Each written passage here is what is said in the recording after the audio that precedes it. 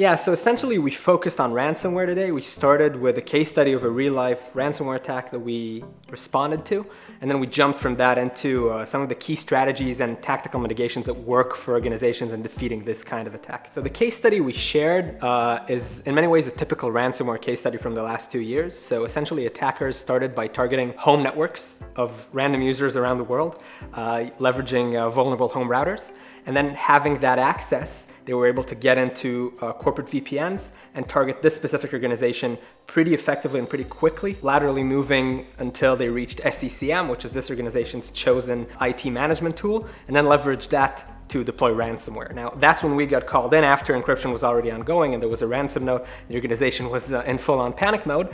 And once that happened, essentially what we do is we jump into 4 key parallel work streams. The first is containment, making sure the damage doesn't spread. The second is investigation, figuring out exactly what happened, telling the whole story of the attack, figuring out where the attackers are. Third is recovery. So right away, we want to start recovering the organization. Even if we don't yet know all the facts, we establish a secure island, a separate environment where we can start recovering services. So we have containment, investigation, recovery running in parallel.